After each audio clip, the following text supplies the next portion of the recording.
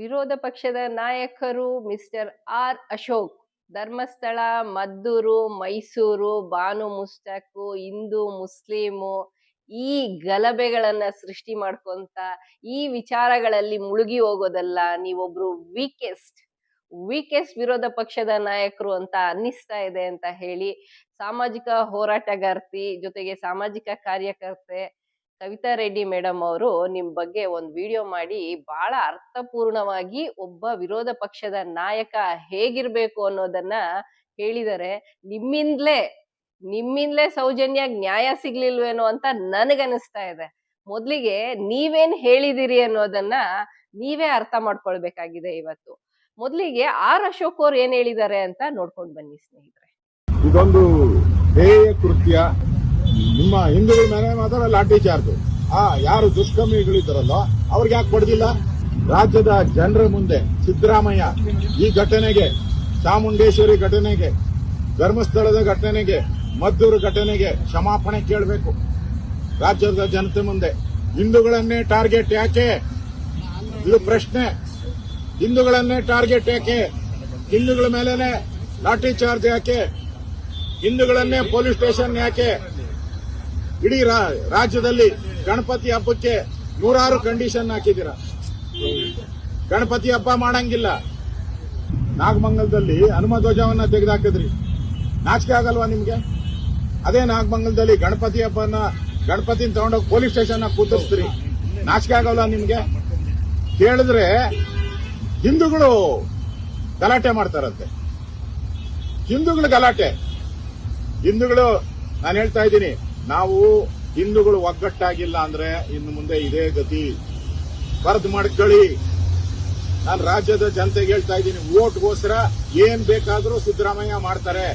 ಅಧಿಕಾರ ಉಳಿಸ್ಕೊಳಕ್ಕೋಸ್ಕರ ಏನ್ ಬೇಕಾದ್ರೂ ಮಾಡ್ತಾರೆ. ಆದ್ರೆ ಇವತ್ತು ಎಚ್ಚರಿಕೆ ನೋಡಿ. ಒಂದಲ್ಲ, ಧರ್ಮಸ್ಥಳ, ಚಾಮುಂಡೇಶ್ವರಿ ಆಯ್ತು, ನಾಗಮಂಗಲ ಆಯ್ತು, ಈಗ ಮದ್ದೂರಿಗೆ ಬಂದಿದೆ. ಇನ್ನು ನಿಮ್ಮ ಮನೆ ಬಾಗಿಲಿಗೆ ಬರ್ತೈತೆ. ನಿಮ್ ಮನೆ ಬಾಗಿಲು ಬರ್ತೈತೆ. ನಿಮ್ ಮನೆ ಹತ್ರ ಬಂದು ಗಲಾಟೆ ಮಾಡ್ತಾರೆ. ನಿಮ್ ಮನೇಲಿ ಬಂದು ಹೊಡಿತಾರೆ. ಎಚ್ಚರಿಕೆಯಿಂದ ಇರಿ. ಇಲ್ಲ ಅಂದ್ರೆ ಆ ಮಹಿಳೆಯರು ಹೇಳಿರೋ ರೀತಿ ಪಾಕಿಸ್ತಾನಗಳನ್ನ ಉತ್ಪತ್ತಿ ಮಾಡ್ತಾರೆ, ಟಿಪ್ಪು ಏರಿಯಾಗಳನ್ನ ಉತ್ಪತ್ತಿ ಮಾಡ್ತಾರೆ. ಕರ್ನಾಟಕದಲ್ಲಿರುವಂತ ಕಾಂಗ್ರೆಸ್ ಸರ್ಕಾರ ಹಿಂದೂ ವಿರೋಧಿ ಸರ್ಕಾರ. ಹಿಂದೂಗಳ ಮೇಲೆ ಲಾಠಿ ಚಾರ್ಜ್ ಮಾಡ್ತಾರೆ. ಗಣಪತಿ ಹಬ್ಬ ನಡೆಸೋಕೆ ಎಲ್ಲೂ ಅನುಮತಿ ಕೊಟ್ಟಿಲ್ಲ. ಡಿಜೆ ಹಾಕ್ಬೇಡಿ, ಗಣಪತಿ ಕೂತಿಸಕ್ ಪರ್ಮಿಷನ್, ಪ್ರಸಾದ ಕೊಡಕ್ ಪರ್ಮಿಷನ್, ಬಿಡಕ್ ಪರ್ಮಿಷನ್, ಎಲ್ಲದಕ್ಕೂ ಪರ್ಮಿಷನ್. ಬೇರೆ ಧರ್ಮದವ್ರಿಗಾದ್ರೆ ಯಾವ ಪರ್ಮಿಷನ್ ಇಲ್ಲ. ನಾನು ಹೇಳ್ತಾ ಇದ್ದೀನಿ, ಮುಂದಿನ ವರ್ಷದಿಂದ, ಈ ವರ್ಷನೇ ಗಣಪತಿ ಮಾಡಕ್ಕೆ ಇಷ್ಟೆಲ್ಲ ಗಲಾಟೆ ಮಾಡ್ತಾ ಇದ್ದಾರೆ.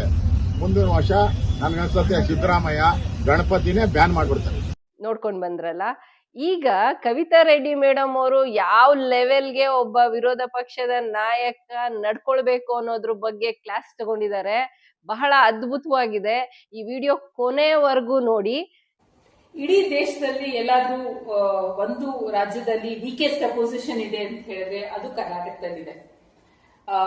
ಬಿಜೆಪಿ ಮತ್ತು ಜೆಡಿಎಸ್ ನ ಸಬ್ಸ್ಟಾನ್ಷಿಯಲ್ ನಂಬರ್ಸ್ ಇದ್ರೂ ಸಹ ಅವ್ರು ಯಾವುದೇ ಒಂದು ಜನರ ಪರವಾದಂತಹ ಒಂದು ಇಶ್ಯೂಸ್ ನ ರೇಸ್ ಮಾಡ್ತಾ ಇಲ್ಲ. ಅವ್ರು ಇಶ್ಯೂಸ್ ರೇಸ್ ಮಾಡ್ತಾ ಇಲ್ಲ ಅಂತ ಹೇಳ್ಬಿಟ್ಟು ಇಶ್ಯೂಸ್ ಇಲ್ಲ ಅಂತಲ್ಲ, ಬಹಳಷ್ಟು ಇಶ್ಯೂಸ್ ಇದೆ. ಆದ್ರೆ ಇನಿಷಿಯಲಿ ಇವರು ಗ್ಯಾರಂಟಿಗಳ ವಿರುದ್ಧ ಒಂದಷ್ಟು ಇಶ್ಯೂಸ್ ರೇಸ್ ಮಾಡಿದ್ರು. ಪುಕ್ಸಟೆ ಗ್ಯಾರಂಟಿ ಅದು ಅಂತ ಹೇಳಿದ್ರೆ ಅದು ವರ್ಕೌಟ್ ಆಗಿಲ್ಲ. ಮತ್ತೆ ಅವ್ರದ್ದು ಹಳೆ ಏನಿದೆ old formula, Hindu Muslim religious issues ತಗೊಂಬೋದು, ಎಮೋಟಿವ್ ಇಶ್ಯೂಸ್ ನ ತಗೊಂಬರೋದು, ಆ ಒಂದು ರಾಜಕೀಯಕ್ಕೆ ಮತ್ತೆ ಕಂಟಿನ್ಯೂ ಮಾಡ್ತಾ ಇದ್ದಾರೆ. ಎಲ್ಲಿ ಲಾ ಅಂಡ್ ಆರ್ಡರ್ ಇಶ್ಯೂ ಇದೆಯೋ ಅದನ್ನ ಒಂದು ಪೊಲಿಟಿಕಲ್ ಇಶ್ಯೂ ಮಾಡೋದು it is basically shows political bankruptcy ತೋರಿಸುತ್ತೆ ಹೊರತು ಅದೇನು ಬುದ್ಧಿವಂತಿಕೆ ಅದರಲ್ಲಿ ಏನಿಲ್ಲ. ಗಲಾಟೆ ಆಗಿದ್ದ ಜಾಗದಲ್ಲಿ ಹೋಗಿ ತಮ್ಮ ಒಂದು ಪಾಲಿಟಿಕ್ಸ್ ಮಾಡೋದು ಅದರಲ್ಲಿ it's just shows political bankruptcy. Dharmasthala ಇರ್ಬೋದು, ಮದ್ದೂರಿನಲ್ಲಿ ಇರ್ಬೋದು ಹೋಗಿ ಈ ತರ ರಾಜಕೀಯ ಮಾಡೋದ್ರಲ್ಲಿ, ಅಥವಾ ಇದು ಬಾನು ಮುಸ್ತಾಕ್ ಅವರ ವಿಚಾರದಲ್ಲೂ ಸಹ ರಾಜಕೀಯ ಮಾಡೋದು I think it's too petty ಅನ್ಸುತ್ತೆ. It only shows your immaturity. Even though ಬಿಜೆಪಿನಲ್ಲಿ ಬಹಳಷ್ಟು ಸೀನಿಯರ್ಸ್ ಲೀಡರ್ಸ್ ಇದ್ರೂ ಸಹ ಈ ತರ ಒಂದು ಪೊಲಿಟಿಕಲ್ ಬ್ಯಾಂಕ್ರಪ್ಸಿ ನೋಡಿ ನನಗೆ ಆಶ್ಚರ್ಯ ಆಗುತ್ತೆ, ಇನ್ಕ್ಲೂಡಿಂಗ್ ಜೆಡಿಎಸ್ ಆಲ್ಸೋ. ಇಶ್ಯೂಸ್ ಇದೆ, ಬೆಂಗಳೂರಿನ ಇಶ್ಯೂಸ್ ಇದೆ. ಆರ್ ಅಶೋಕ್ ಅವರು ಬೆಂಗಳೂರಿನವರೇ ಆಗಿದ್ದಾರೆ. ಅವರು ಲೀಡರ್ ಆಫ್ ಅಪೋಸಿಷನ್ ಇದ್ದಾರೆ. ರೈತರ ಇಶ್ಯೂಸ್ ಬಹಳಷ್ಟಿದೆ. ಇವತ್ತು ಲ್ಯಾಂಡ್ ಅಕ್ವಿಸಿಷನ್ಸ್ ಏನ್ ನಡೀತಾ ಇದೆ ಅದ್ರ ವಿರುದ್ಧ ರೈತರು ಹೋರಾಟ ಮಾಡ್ತಾ ಇದ್ದಾರೆ. ದೇವನಹಳ್ಳಿ ಆಗಿರ್ಬೋದು, ಸರ್ಜಾಪುರ ಆಗಿರ್ಬೋದು, ಬಿಡದಿ ಕಡೆ ಆಗಿರ್ಬೋದು, ಇವನ್ ನಾರ್ತ್ ಕರ್ನಾಟಕದಲ್ಲೂ ಸಹ ಇದು ರೈತರು ಅಪೋಸ್ ಮಾಡ್ತಾ ಇದ್ದಾರೆ. ಅದ್ರ ಪರವಾಗಿ ಇವರೇನಿಲ್ಲ, ಇವರು ತಂದಂತ UPA ಸರ್ಕಾರ ತಂದಂತ ಒಂದು ಲಾನ ಇವ್ರು ಬಂದು ಬದಲಾವಣೆ ಮಾಡಿದ್ರು, ಸ್ಟೇಟ್ ವೈಸ್ ಬದಲಾವಣೆ ಮಾಡಿದ್ರು. ಆ ಬದಲಾವಣೆ ಮಾಡಿದಾಗ ಇವರು ಹಿಂದೂ ಪರ ಯೋಚನೆ ಮಾಡಿಲ್ಲ. ಯಾಕಂದ್ರೆ 99% ಆಫ್ ದ ಫಾರ್ಮರ್ಸ್ ಈ ದೇಶದಲ್ಲಿ ಹಿಂದೂಗಳೇ ಇದ್ದಾರೆ. ಸೊ ಇವರು ಹಿಂದೂ ಪರ, ಇವರು ರೈತರ ವಿರುದ್ಧ ಏನು ಕಾನೂನ ತಗೊಂಬಂದ್ರು, ಲ್ಯಾಂಡ್ ಅಕ್ವಿಸಿಷನ್ ಬಿಲ್ ಅಲ್ಲಿ ಏನ್ ಚೇಂಜಸ್ ತಗೊಂಬಂದ್ರು, ಅದು ರೈತರ ಪರ ಇರಲಿಲ್ಲ, ಅಂದ್ರೆ ಹಿಂದೂಗಳ ವಿರುದ್ಧವಾಗೇ ಇತ್ತು. ಸೊ ಇವರು ನಿಜವಾಗ್ಲೂ ಜೆನ್ಯೂನ್ಲಿ ಹಿಂದೂಗಳ ಪರ ಹೋರಾಟ ಮಾಡೋರು, ಹಿಂದೂಗಳ ಪರ ನಿಲ್ಲೋರು ಫಸ್ಟ್ ರೈತರ ಪರ ನಿಲ್ಲಿ.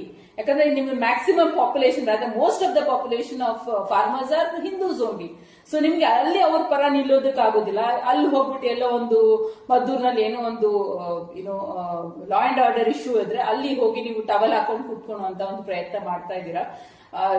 ಜನ ನೋಡ್ತಾ ಇದಾರೆ. ಅಂಟಿಲ್ ಅನ್ಲೆಸ್ ಜನರ ಪರವಾಗಿ ನೀವು ಕೆಲಸ ಮಾಡಿಲ್ಲ, ಜನರ ಇಶ್ಯೂಸ್ ನ ರೇಸ್ ಮಾಡಿಲ್ಲ, ಬೆಂಗಳೂರಿನ ಇಶ್ಯೂಸ್ ನ ರೇಸ್ ಮಾಡಿಲ್ಲ ಅಂತ ಹೇಳಿದ್ರೆ ನೀವ್ ಯಾವ ತರ ಅಪೋಸಿಷನ್ ಲೀಡರ್ಸ್ ಅಂತ ಒಂದ್ಸಲಿ ಯೋಚನೆ ಮಾಡ್ಬೇಕಾಗುತ್ತೆ. ಮುಖ್ಯವಾಗಿ ರೈತರ ವಿಚಾರದಲ್ಲಿ ಬರ್ಬೇಕು ಅಂತ ಹೇಳಿದ್ರೆ ಲಾಂಗ್ ಬ್ಯಾಕ್ ನಿಮ್ಮ ಒಂದು ಸರ್ಕಾರದಿಂದ ಏನ್ ಬದಲಾವಣೆ ಆಗಿದೆ ಇವತ್ತು ಒಪ್ಕೊಬೇಕು. ಇಲ್ಲ ನಾವು ತಪ್ಪು ಮಾಡಿದೀವಿ, ಅದನ್ನ ತಿದ್ದುಪಡಿ ಮಾಡುವಂತ ಒಂದು ಅಟ್ಲೀಸ್ಟ್ ಪ್ರಯತ್ನ ಮಾಡಿ. It's important. ನಮ್ಮ ತಪ್ಪುಗಳನ್ನ ಅಕ್ನಾಲೇಜ್ ಮಾಡೋದು ಅಡ್ಮಿನಿಸ್ಟ್ರೇಷನ್ ಅಲ್ಲಿ it's A very good step.